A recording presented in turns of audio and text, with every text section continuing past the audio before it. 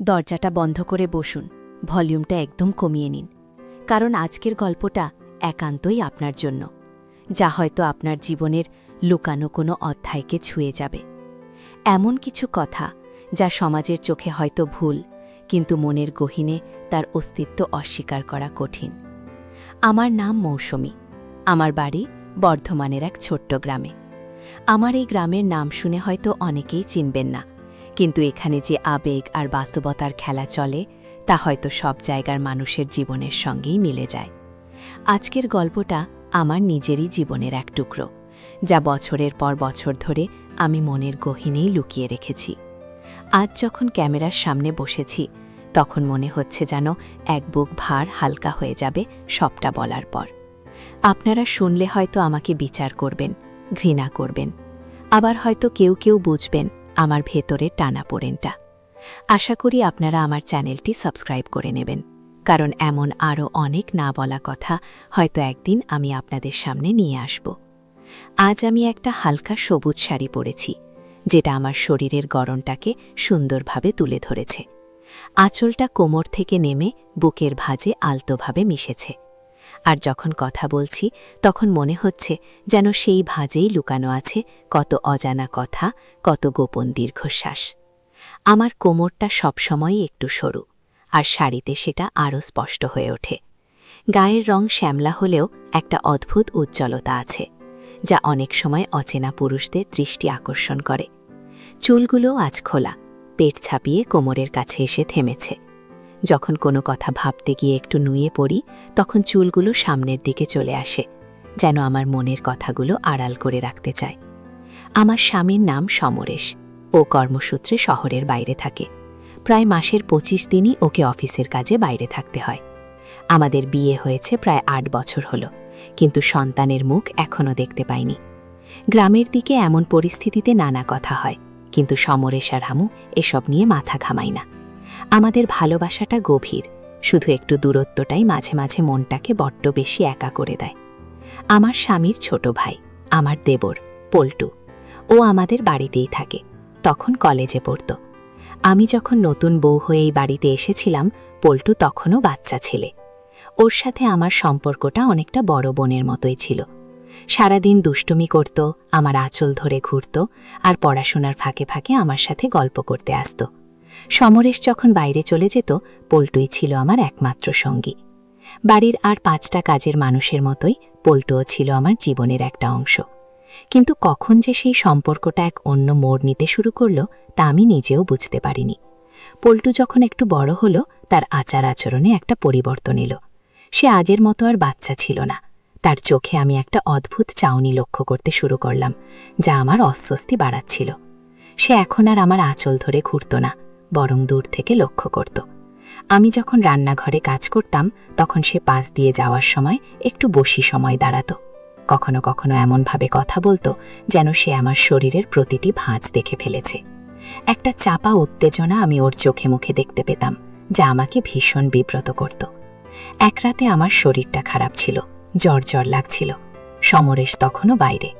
পল্টু এসে আমার ঘরে ঢুকেছিল, জিজ্ঞেস করেছিল, ভাবি কেমন আছো? আমি বলেছিলাম, ভালো না রে, জ্বর আসছে মনে হচ্ছে। সে কোনো কথা না বলে আমার কপালে হাত রেখেছিল। তার হাতের স্পর্শটা অদ্ভুত ছিল, যেন শরীরের ভেতর দিয়ে একটা শীতল বিদ্যুৎ ঝলক বয়ে গেল। আমি চোখ বন্ধ করে ফেললাম। আমার মনে হচ্ছিল এই স্পর্শটা তো শুধু জ্বরের তাপ মাপার জন্য নয়, এর পেছনে আরও কিছু লুকানো আছে। আমি জোর করে তার হাতটা সরিয়ে দিয়েছিলাম। সে একটু অবাক হয়নি, বরং একটা হাসি দিয়ে বলেছিল, ভাবি তোমাকে দেখতে ঠিক দেবীর মতো লাগে, তোমার চোখ দুটো যেন গভীর সাগরের মতো। আমি সেদিন চুপ করেছিলাম, জানি না কি বলতে চেয়েছিলাম। আমার মনের ভেতরটা যেন মোচড় দিয়ে উঠেছিল। এরপর থেকে পল্টুর সাহস আরও বেড়েছিল। রাতের বেলায় যখন সবাই ঘুমিয়ে পড়ত, সে আমার ঘরে এসে বসত, গল্প করার অজুহাতে।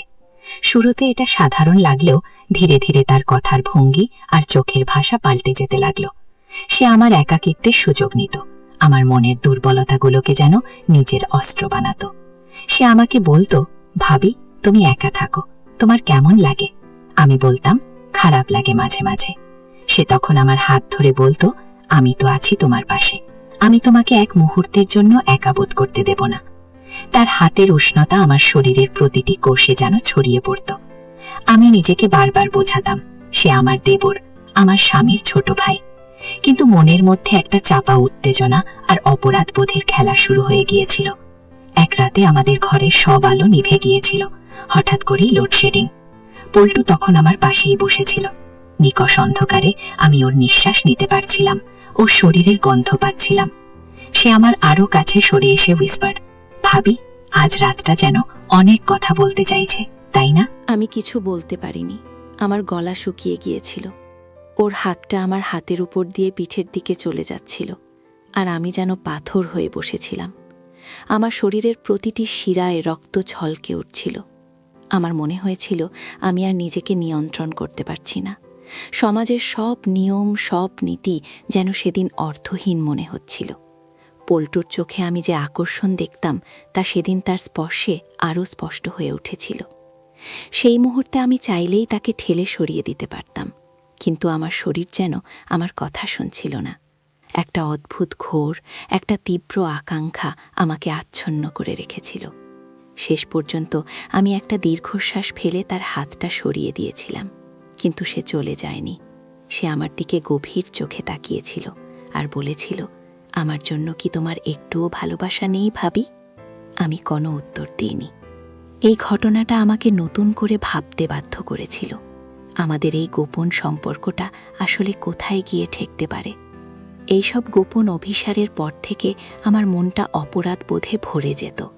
আমি জানি আমি যা করছি তা ঠিক নয়, কিন্তু পল্টুর তীব্র আকর্ষণ, তার চোখের গভীরতা আর আমার একাকিত্ব, এই তিনটেই যেন আমাকে এক অনিশ্চিত পথের দিকে টেনে নিয়ে যাচ্ছিল। আমি তাকে এড়ানোর চেষ্টা করতাম, কিন্তু সেও আমাকে এড়াতে দিত না। কখনো কখনো সে এমনভাবে তাকাতো যেন আমার মনের কথাগুলো পড়ে ফেলছে। আমার দুর্বলতাগুলোকে সে নিজের আয়ত্তে নিয়ে নিতে চাইত। আমার স্বামী সমরেশ ফোন করে যখন আমার খোঁজ নিত, তখন আমি হাসি মুখে কথা বলতাম, কিন্তু মনের ভেতরে একটা চাপা কষ্ট আর ভয়ের আগুন জ্বলত। আমি বুঝতে পারছিলাম আমি একটা ভাঙনের মুখে দাঁড়িয়ে আছি। এই পথটা হয়তো আমাকে একসময় ধ্বংসের দিকে নিয়ে যাবে। একদিন রাতের বেলা পল্টু আমার ঘরে এসে সরাসরি বলেছিল, ভাবি, আমি তোমাকে ভালোবাসি।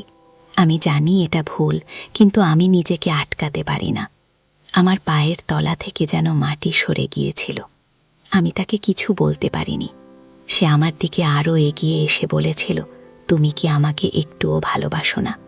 আমি কেঁপে উঠেছিলাম, কিন্তু আমার মুখ দিয়ে কোনো শব্দ বের হয়নি। আমার মনে হয়েছিল এবার হয়তো সব সীমা পেরিয়ে যাবে, কিন্তু সেই মুহূর্তে আমার ভেতরে একটা প্রচণ্ড শক্তি কাজ করল। আমি জোর করে তাকে ঠেলে সরিয়ে দিলাম। না পল্টু, আমি বলেছিলাম, এটা ভুল, এটা হতে পারে না। সে অবাক হয়ে তাকিয়েছিল। আমার চোখে তখন জল। তুমি আমার দেবর আর আমি তোমার ভাবি। এই সম্পর্কটা তুমি এভাবে নষ্ট করতে পারো না। আমি জানি এই কথাটা বলা সহজ ছিল না, কিন্তু সেই মুহূর্তে আমার ভেতরের বিবেক আমাকে জোর করে এই কথাগুলো বলতে বাধ্য করেছিল। সেদিন রাতে পল্টু আমার ঘর থেকে বেরিয়ে গিয়েছিল, কিন্তু আমার মনে হয়েছিল আমি যেন একটা যুদ্ধ জিতেছি। হ্যাঁ, আমার মনের ভেতরে একটা গভীর টানাপোড়েন ছিল, একটা আকাঙ্ক্ষা ছিল, কিন্তু আমি জানতাম এই পথটা কেবল ধ্বংস ডেকে আনবে। সমাজের দিকে না তাকালেও আমার নিজের আত্মসম্মান আর পারিবারিক মূল্যবোধ আমাকে বারণ করছিল। সেই দিনের পর থেকে আমি নিজেকে সামলে নিয়েছি। পল্টুর সাথে দূরত্ব বাড়িয়েছি, যদিও সে এখনও আমার দিকে অদ্ভুতভাবে তাকায়, কিন্তু আমি নিজেকে আর দুর্বল হতে দিই না। মাঝে মাঝে মনে হয় ওই দিনটা যদি আমি পার হয়ে যেতাম, তাহলে আজ হয়তো আমার জীবনটা অন্যরকম হতো, আরও অন্ধকারময় হতো। জীবনের এই যাত্রাপথে এমন অনেক মোড় আসে, যেখানে আমরা আবেগপ্রবণ হয়ে ভুল পথে পা বাড়াতে চাই। কিন্তু মনে রাখতে হবে, ক্ষণিকের সুখ বা আকর্ষণ দীর্ঘস্থায়ী সম্পর্ক আর পারিবারিক শান্তিকে নষ্ট করে দিতে পারে। হয়তো সব সম্পর্কের একটা নির্দিষ্ট সীমারেখা থাকে, আর সেই সীমারেখা পার করলেই তা কেবল দুঃখ আর অনুশোচনা নিয়ে আসে। তাই নিজের আবেগগুলোকে নিয়ন্ত্রণে রাখা আর সঠিক সিদ্ধান্ত নেওয়াটাই আসল।